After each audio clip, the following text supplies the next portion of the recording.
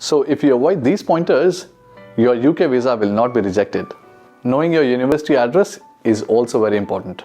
Do you know the courses of your subjects? Knowing your subjects in your course is equally important. So what would you do after completing your course? Did you have a gap in your studies? Are you prepared with a justification? In this video, let us prepare you with answers to all the typical questions that will help you clear your UK interview visa. If you watch this video till the end and follow simple guidelines that we share, we assure you, you will not fail in your UK visa interview.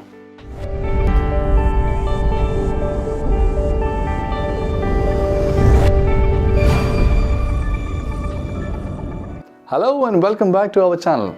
My name is Rajat Bubhiraja. I'm an entrepreneur, a technocrat and a globetrotter. We at Gennext Go work with all the major institutions in 30 countries across the globe. Our motto has been transforming careers and lives of students. The change scenarios of COVID around, the visa processes have also changed a little bit. Same has gone with the UK visa. So in this video, we're going to talk about how you can crack a UK interview, a visa interview, to ensure that you get your UK visa. Your interview may happen on a Skype. That means a video interview. And you should not treat this interview less than a job interview that you give. So your appearance is very important. So in case your hairs are messy and you're in your pajamas, I would rather recommend that you should ask the interviewer that you would need 10 minutes to get back to them and then take up the interview thereafter.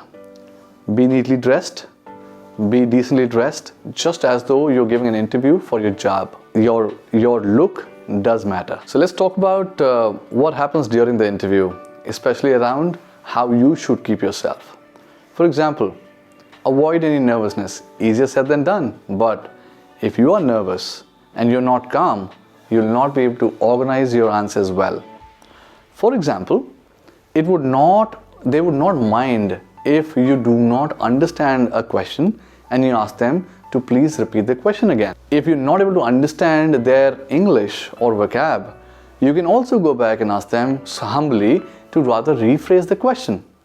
Or if the interviewer, in very rare cases, is speaking too fast, you can still request them to rather speak a little slowly. But get the question right so that you can organize your answers well and the interviewer understands your answers well also. With that, let's jump into the kind of questions that you may be asked. The first and foremost, what is your name and what is your date of birth? For example, you can answer it in a very simple way, saying my name is Rajat and my date of birth is XYZ. Keep it plain, simple, clear, crystal. The follow-up question immediately after this would be, what are you intending to study? So here with this question, they're trying to understand, do you actually know and understand what you're going there for to study, and then of course link it back to other questions thereafter. So you should answer back calmly, stating that yes, I'm going there to do my bachelor's in IT, bachelor's in computer science, or any other course that you are actually going there for. You will find all this information, the exact name of your course, on your offer letter. So make sure that you are reading that name of the course very clearly as well. After this, the immediate question that comes back is, what would be the subjects that you will be studying in this course? So my request here is, do go back to your course, go and look at the kind of subjects that you'll be taught and be aware of them. If you're able to name your subjects, it gives a lot of confidence to the interviewer as well that you know what you're going there for.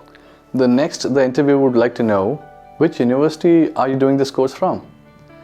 So you should know the university name, not just the name, but the campus as well that you're going to study in, and preferably also have the address, remember the address of your campus also. Please go to the website and you should know the website address of the university thereafter. So there are two ways of coping up to this question. One, I can only tell them that I'm going to, let's say, study in the University of Birmingham. But if I go back and tell them that I'm going to study in the University of Birmingham at this campus, and this is the address of that campus, and this is their website, and then take a pause, this is a complete answer wherein the interviewer will not have a next question back to you about the university itself, and they'll be convinced that yes, you know where you're headed to. The interviewer would like to know, why did you choose this university to study this specific course? A very important question, because that's where I tell my students, please go and do some research on the university, and you can actually place your answer on various different parameters. For example, ranking of your university, location of your university, any specific placements that your university may bring on the table, and so on. The parameters may vary depending on your own situation. If I have an affinity to, let's say, stay in London and not go out to the suburbs, that could be one of my reasons as well. But at the same time, ranking of the university, the course curriculum in that university, placements, and the industry perspectives of what feedback you have from, let's say, your friends who've already done it from there. So make sure you organize your answer well and be prepared before you go for the interview. The next the interviewer would like to know is, when is your course starting? Which month of the year or which session? And accordingly, thereafter, they may also ask you, when is your course ending? Which is equivalent to knowing what is the duration of your course. So if it is a 1-year course, a 2-year course, or a 3-year degree, for example, you should be aware of the start and the end dates and the duration as well, and answer the question accordingly. So when the interviewer asks you about your course, they may link it to your subjects or your course that you've done in your past. So you should be aware about your subjects that you've already studied. He may even come back and ask you about your percentages in your individual subjects. So please be aware and go through your report cards and see what scores you achieved already. I think it is worthwhile to mention some of our students had a different experience on this as well. And it depends on what kind of your education and when did you finish your education as well. So they had a gap. So hence, if you have a gap in your education, make sure that you have the right justifications in place and you're able to justify your gap properly to the interviewing officer as well. So for example, if after my graduation, I've been working for some years and now I'm actually taking up a master's course here in UK, I should be able to clearly articulate that this is the company name that I was working with, this is the place my office was in. You should also actually have some names of your colleagues in mind and be able to articulate clearly that this is what you were doing while you were working. It is also important to link what you've studied so far, what you are working today, and what your next course is going to be, in defining a link between all these together. If you're able to do that, good enough. Let's say I took up a job which is not actually directly related to what I'm doing, trying to do my master's now. So you should also have a clear justification of why you want to do this master's, to change the line of, let's say, the work that you were doing today. And the next important question that you may be asked is, who is going to sponsor your course? Financials are going to be important, and hence you should be also very clear. Are you being sponsored by your parents? By somebody else? Is it an education loan that you've taken up? And so on. Now with that said, you should also be aware of, because a counter question that will come back is, how much is your fees for this course that you're doing? What kind of installments are you going to be paying? When are those installments scheduled?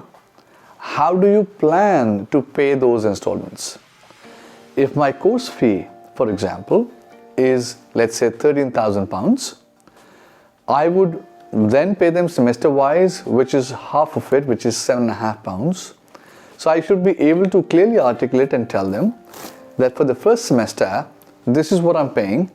The next installment is due after my first semester completion, which is this month of the year, and then I'll be paying the rest of my dues thereafter. You should also be aware of the kind of living costs that you will bear. How much is the bare minimum that you can earn in UK? For example, the minimum wage is £10. So you should be aware that yes, this is what you can earn while you are learning there. This is how you're going to manage your expenses.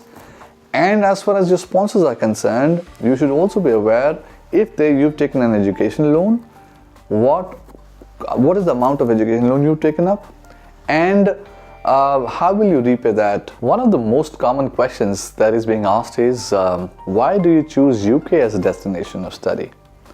So you should do your research well in comparing UK to the other parts of the world, and at the same time they may also come back and ask you for a comparison as to why not do the same course in India but come to UK to do this. This is, I'll say, be careful with the answer here, because we do not want to demean the education system here in India. But yes, there are certain differences which are acceptable across the world and can be talked about as an answer to this question. For example, the ranking of UK's education worldwide is still considered higher. Its education system or its education degrees are accepted worldwide and have a renowned, let's say, ranking across. At the same time, Indian education system does talk about, and it does, boast about a lot of good courses and institutions, but the entire system still focuses majorly on theory and lesser on the practical portions of it. Whereas in UK, you still have a larger portion which takes care of the practical work of what you learn, so you're able to actually implement your studies. Now, this entire answer that I spoke about are just guidelines, and you can tweak this basis whatever your course is, your situation is, and your background is. So another important question that comes back is, you've taken admission into the university, you talked about your course, and we've talked about the destination also.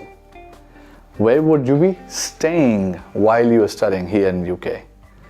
So this can have various different answers again, and you need to be prepared and clear about what you want to answer. For example, one, you could actually be staying with your fellow students and taking a rental, let's say, room.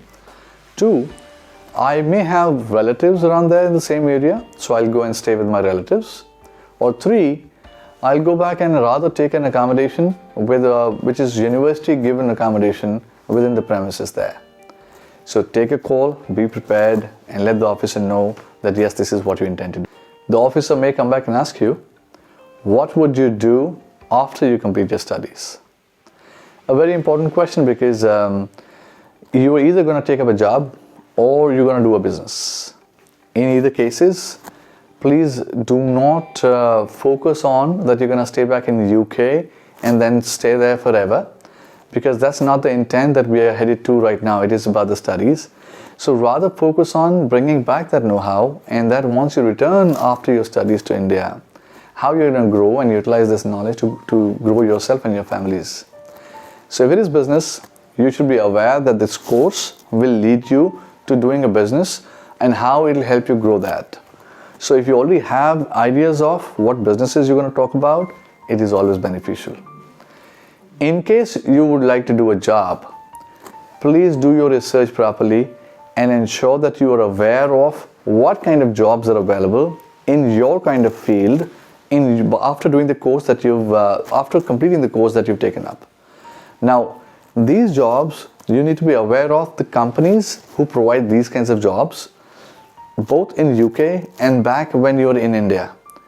So if you're able to talk about, let's say, a specific job with a company and the kind of positions that they have, it gives a clear perspective to the officer that yes, I have very clear mindsets of what I want to actually achieve after this course, and hence it will help.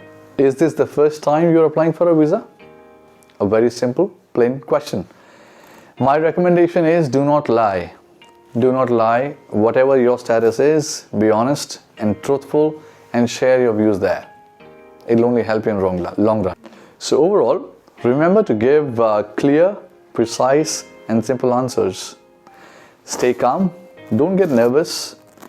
You, in any case, have got admission into the university and you have the offer with you. So there's nothing to fear. Stay calm.